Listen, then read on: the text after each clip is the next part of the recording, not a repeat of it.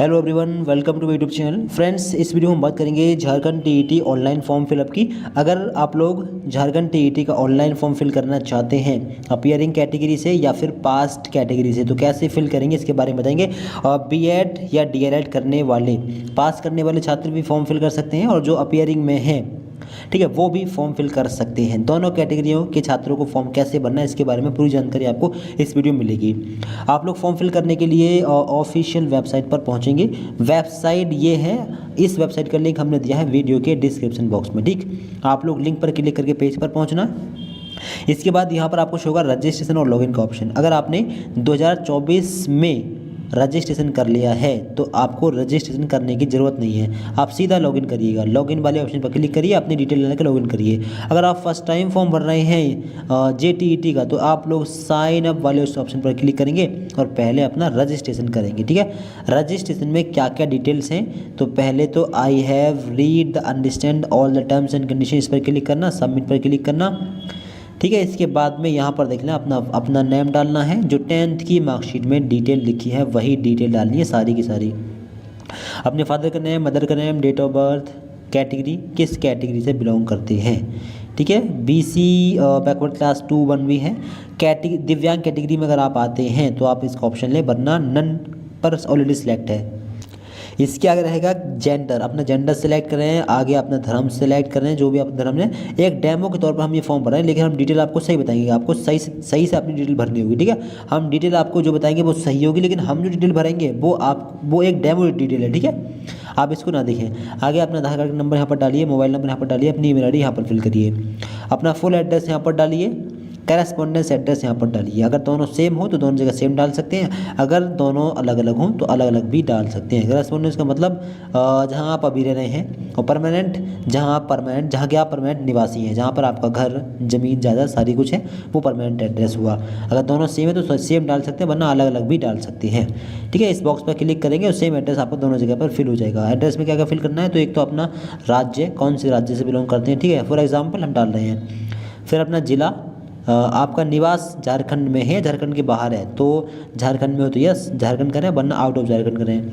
अब जिला, जो राज्य आपने सेलेक्ट किया है उस राज्य में आपका जिला कौन सा है, अपना जिला सेलेक्ट करेंगे। इसके बाद में एड्रेस लाइन 1 डाल देंगे, लाइन 2 डाल देंगे। लाइन 1 और 2 कंपलसरी है।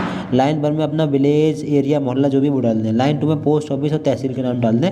पिन कोड का नाम यहाँ पर डाल दें। ठीक है, और जिला भी डाल दें लाइन 2 में।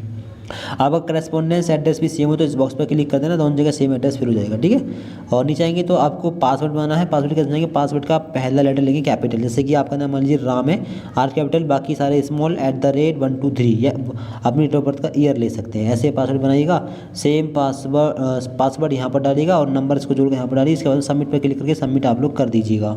थोड़ा नीचे आएंगे, अब अपने फॉर्म का प्रीव्यू कर लें। नीचे आप लोगों को चेक बॉक्स दिखेंगे, सभी चेक बॉक्स पर आप लोग क्लिक कर देंगे। आपने सभी ऑप्शन चेक कर लिए हैं। ठीक है, इन सभी चेक बॉक्स पर आप लोग इस प्रकार से क्लिक कर देंगे। इसके बाद नीचे आएंगे, आई एग्री पर क्लिक करेंगे। इसके बाद में declaration criminal clause, I agree पर क्लिक करेंगे। इसके बाद में final submit and send OTP वाले इस ऑप्शन पर क्लिक करेंगे। अगर अभी करेक्शन करना हो तो एडिट माय रजिस्ट्रेशन डेटा पर क्लिक करके कोई करेक्शन कर देना, वरना आपको प्रॉब्लम हो सकती है। ठीक है, अभी कोई चीज़ गलत है तो करेक्शन कर लेना, वरना आगे दिक्कत हो सकती है। करेक्शन नहीं करना है, सब चीज़ ठीक है, तो फिर final submit and send OTP वाले ऑप्शन पर क्लिक कर दीजिए।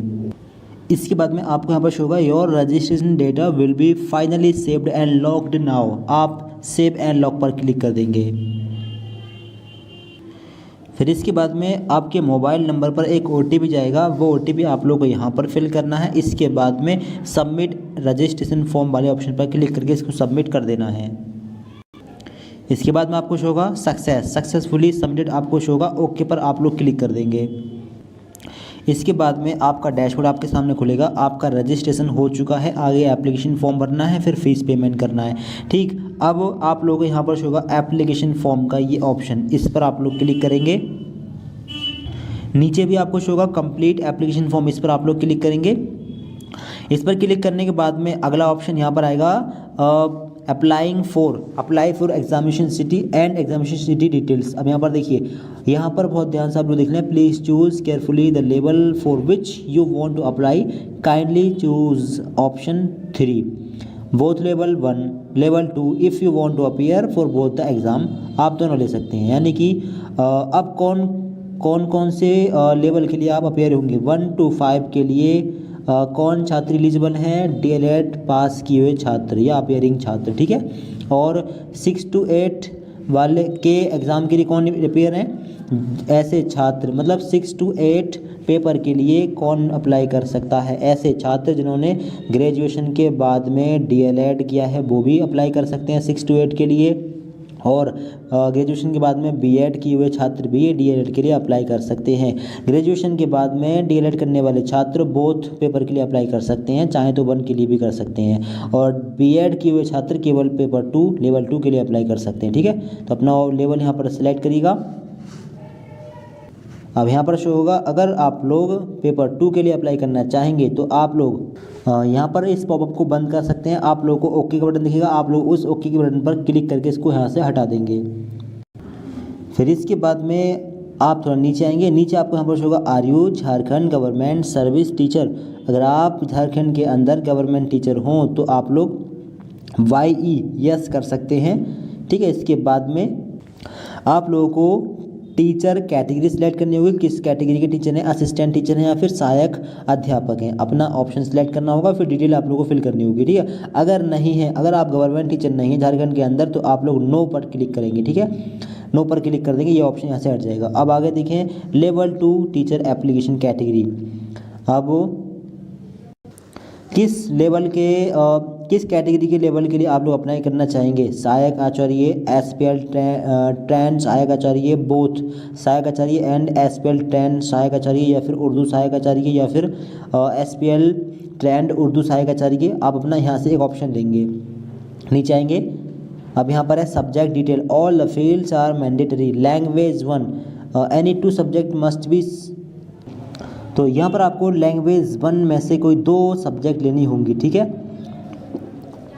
इसके आगे रहेगा लैंग्वेज 2, लैंग्वेज 2 में से एक लैंग्वेज यहाँ पर भी आपको लेनी है, ठीक है। एक लैंग्वेज यहाँ पर भी आपको सेलेक्ट करनी होगी। नीचे टीचर टाइप, किस टाइप के टीचर, यानी कि अगर आप पेपर 2 के लिए अप्लाई कर रहे हैं लेवल 2 के लिए तो बीएड जो आपने किया है वो किस बेस पर किया है। अगर आप ग्रेजुएशन में बीए आपके पास था तो आप सोशल साइंस के टीचर हैं, ठीक है, आप लोग ये वाला ऑप्शन लेंगे।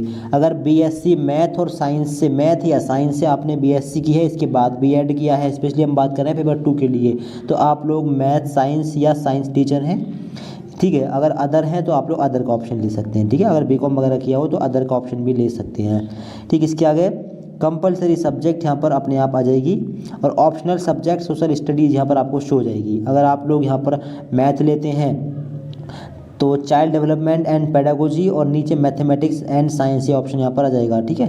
नीचे teacher training qualification examination details, click on red button to choose, red button पर क्लिक करेंगे, कौन से ऑप्शन की क्वालिफिकेशन आपके पास है, स्नातक और प्रारंभिक शिक्षा शास्त्र में 2 वर्षीय डिप्लोमा, चाहे जिस किसी नाम से जाना जाता हो, या फिर न्यूनतम 50% अंकों के साथ स्नातक किया हो, और शिक्षा शास्त्र में यानी एजुकेशन सब्जेक्ट से बीएड किया हो तो आप ये वाला ऑप्शन ले सकते हैं, ठीक है। इसके बाद नीचे है 45% के साथ मार्क्स के साथ में आपने ग्रेजुएशन किया है, इसके बाद में बीएड में एडमिशन लिया है तो ये वाला ऑप्शन ले सकते हैं, ठीक है। न्यूनतम 50% अंकों के साथ में आपने 12th किया हो, फिर 4 वर्षीय बीए बीएड किया हो तो यहाँ पर टिक लगा सकते हैं, ठीक है। और अगर न्यूनतम 50% अंकों के साथ में स्नातक किया हो और विशेष शिक्षा बीएड में एडमिशन लिया है स्पेशल एजुकेशन के थ्रू, तो आप ये वाला ऑप्शन ले सकते हैं, ठीक है। मोस्टली जो ऑप्शन ज़्यादातर स्टूडेंट्स के होंगे वो ये हो सकता है, 50% मार्क्स अगर आपके स्नातक में है तो ये वाला ऑप्शन इस पर टिक लगा दें। अगर 50 से कम मार्क्स हैं, 45% मार्क्स हैं, तो आप ये वाला यहाँ पर टिक लगा सकते हैं, ठीक है। अपना ऑप्शन सेलेक्ट करिएगा, ठीक। इसके बाद में नीचे आने के बाद में सबमिट पर क्लिक करके इसको सेव कर देंगे। इसके बाद में आपको सिलेक्ट करने हैं अपने एग्ज़ामिनेशन सेंटर। अब आप लोग सिलेक्ट में जाएंगे और यहाँ से लेंगे अपना एग्ज़ामिनेशन सेंटर, किस सेंटर पर आप एग्ज़ाम देना चाहेंगे, अपने एग्ज़ाम सेंटर लें। आगे एग्ज़ामिनेशन सेंटर सेकंड, दूसरा एग्ज़ाम सेंटर सेलेक्ट करेंगे और यहाँ पर तीसरा एग्ज़ाम सेंटर सेलेक्ट करेंगे, ठीक है। आप अपने हिसाब से फॉर्म भरिएगा, ये हमारा डेमो फॉर्म है, ठीक। इसके बाद में आप लोग सेव एंड नेक्स्ट पर क्लिक करके इसको सेव कर देंगे।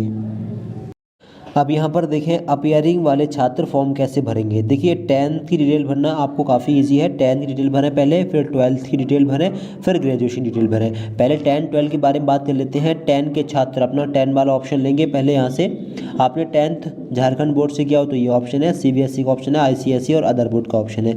अपना ऑप्शन लेना, फुल मार्क्स डालना और ऑब्टेन्ड मार्क्स डालना। अगर आपका रिजल्ट CGPA में आया हो तो यहाँ पर फुल CGPA 10 या 9.5 होगा और यहाँ पर फुल ऑब्टेन्ड CGPA और यहाँ पर ईयर ऑफ पासिंग, किस ईयर में आपने 10th किया है। सेम तरीके से आपको 12th का बोर्ड डालना है, फुल CGPA या फुल मार्क्स और ऑब्टेन्ड मार्क्स या ऑब्टेन्ड CGPA और यहाँ पर ईयर ऑफ पासिंग और नीचे आपको ग्रेजुएशन। अब ऐसे छात्र जिन्होंने इंटीग्रेटेड कोर्स किया है या कर रहे हैं वो कैसे भरेंगे। अपना ग्रेजुएशन कौन सी यूनिवर्सिटी से किया है या कर रहे हैं वो लें। अगर झारखंड में है वो यूनिवर्सिटी तो झारखंड यूनिवर्सिटी झारखंड लें। अगर झारखंड के बाहर किसी यूनिवर्सिटी से आप लोग, किसी दूसरे राज्य की यूनिवर्सिटी से आप लोग ग्रेजुएशन कर रहे हैं, 4 ईयर इंटीग्रेटेड कोर्स कर रहे हैं या फिर कर लिया हो तो आप ये वाला ऑप्शन ले सकते हैं। इसके बाद में फुल मार्क्स, अगर आपकी यूनिवर्सिटी में परसेंटेज बेस पर रिजल्ट आता है, ठीक है, तो फिर आप क्या करेंगे, 3 साल के या 4 साल के मार्क्स मिलाकर यहाँ पर डालेंगे। अगर इंटीग्रेटेड कोर्स कर रहे हैं तो 4 अगर कर लिया हो तो 4 साल के मैक्सिमम मार्क्स और मार्क्स ऑब्टेन डालेंगे। अगर CGPA में रिजल्ट आता है तो यहाँ पर डालेंगे फुल CGPA। फुल CGPA कितना होगा, या तो 10 होगा या फिर 9.5 होगा, इन दोनों में से कोई एक होगा। फुल CGPA यहाँ पर डालेंगे और फुल ऑब्टेन्ड CGPA यहाँ पर डालेंगे। अगर आप परसुइंग में हैं तो अगर चौथे ईयर में हो, 4th ईयर में हो तो तीसरे ईयर के डाल देना, तीसरे ईयर में हो तो यहाँ पर सेकंड ईयर के फुल मार्क्स और ऑब्टेन्ड मार्क्स डाल देना। अगर सेकंड ईयर में हो तो फर्स्ट ईयर के, ठीक है। और फर्स्ट ईयर में हो तो यहाँ पर अगर एक भी सेमेस्टर या फिर एक भी ईयर के एग्ज़ाम नहीं हुए हैं तो यहाँ पर 000000 दोनों जगह पर 00 और यहाँ पर भी 00 डाल सकते हैं क्योंकि आपके एक भी ईयर के या सेमेस्टर के एग्ज़ाम नहीं हुए हैं, ठीक। और यहाँ पर पासिंग या अपीयरिंग ईयर यहाँ पर डाल देना। अब यहाँ अपीयरिंग की बात करें तो अपीयरिंग ईयर में एक्सपेक्टेड पासिंग ईयर होना चाहिए था, लेकिन यहाँ पर दिया है अपीयरिंग ईयर। तो मेरे हिसाब से यहाँ पर आप लोगों को एक्सपेक्टेड पासिंग ईयर ही डालना चाहिए, कब आप लोग अपना कोर्स पास कर लेंगे। अगर फर्स्ट ईयर में है और 4 साल वाला कोर्स कर रहे हैं तो 2027 में सेकंड ईयर, 28 में थर्ड ईयर और 29 में फोर्थ ईयर कर लेंगे, ठीक है। तो यहाँ पर एक्सपेक्टेड पासिंग ईयर होना चाहिए था और वही आप लोग डालिएगा अगर आप परसुइंग में हैं तब, ग्रेजुएशन की बात कर रहे हैं, ठीक है। तो अपना और पास कर लिया तो फिर तो ईजी है, किस ईयर में आपने पास किया अपना पासिंग ईयर डाल देना, ठीक है। अपीयरिंग ईयर वालों को भी बता दिया है। अगर आप चौथे साल में हो तो तीसरे साल के फुल मार्क्स और मार्क्स ऑब्टेन यहाँ पर डाल देना, तीसरे में हो तो दूसरे साल के, अगर चौथे सेमेस्टर में हो तो तीसरे सेमेस्टर यानी पिछले सेमेस्टर के मार्क्स ऑब्टेन और टोटल मार्क्स यहाँ पर डाल देना। PG कर ले हो तो PG डाल देना, डिटेल बनना छोड़ देना। अब नीचे है I have you been awarded PhD MPhil, अगर PhD या फिर MPhil किया हो तो यस बनना, नो लगाएं। इसके बाद नीचे आएँ, अब ट्रेनिंग क्वालिफिकेशन में देख लें। सबसे पहले तो आप लोगों को यहाँ पर अपीयरिंग या फिर पास वाला स्टेटस सेलेक्ट करना है। पास कर लिया हो तो पास का ऑप्शन है, पहले पास वालों को बता देते हैं, पहले बताते हैं अपीयरिंग वालों को, ठीक है। स्पेशली अपीयरिंग वाला ऑप्शन सेलेक्ट करेंगे। अब यहाँ पर डालेंगे अपने कॉलेज का नाम, आप अपना BEd या DLEd कौन से कॉलेज से कर रहे हैं, यहाँ पर डालेंगे यूनिवर्सिटी का नाम।